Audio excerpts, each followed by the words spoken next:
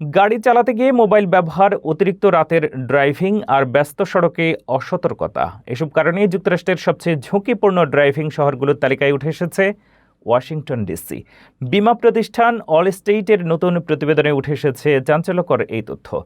কোন শহর রয়েছে শীর্ষে আর কেন এত ঝুঁকিপূর্ণ ডিসির সড়ক, জানুন বিস্তারিত।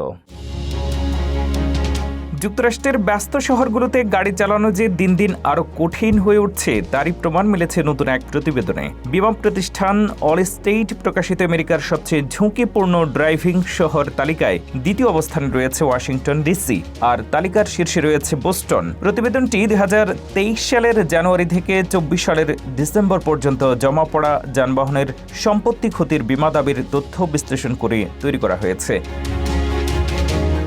এতে দেখা যায় ওয়াশিংটন ডিসির একজন চালক গড়ে প্রতি 4 বছর পর একটি সংঘর্ষের মুখোমুখি হন। তুলনায় টেক্সাসের ব্রাউন্সভিলে একজন চালকের দুর্ঘটনার ব্যবধান প্রায় 15 বছর। প্রতিবেদনে বলা হয়েছে, মোবাইল ফোন ব্যবহার করে গাড়ি চালানো, রাতের বেলায় বেশি ড্রাইভিং এবং অতিরিক্ত যানজট দুর্ঘটনা ঝুঁকি বাড়াচ্ছে।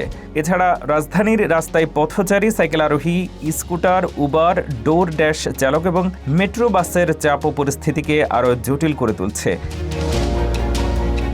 অল স্টেটের স্থানীয় এজেন্ট রুডি অস্টিনের মতে, শুধু ডিসির স্থানীয় চালকদের দোষ নয়, মেরিল্যান্ড ও ভার্জিনিয়া থেকে প্রতিদিন যাতায়াত করা অনেক চালক রাজধানীর ট্রাফিক নিয়ম ও সড়ক পরিস্থিতির সঙ্গে পুরোপুরি পরিচিত নন, ফলে দুর্ঘটনার ঝুঁকি বেড়ে যায়। সবচেয়ে ঝুঁকিপূর্ণ শহরের তালিকায় বোস্টনের পরে রয়েছে Washington DC, Baltimore, Worcester, Springfield, Glendale, Providence, Sunrise Manor, Los Angeles এবং ফিলাডেলফিয়া। বিশেষজ্ঞদের পরামর্শ, দুর্ঘটনা এড়াতে গাড়ি চালানোর সময় সর্বোচ্চ মনোযোগ ধরে রাখা এবং ট্রাফিক আইন মেনে চলাই সবচেয়ে কার্যকর উপায়।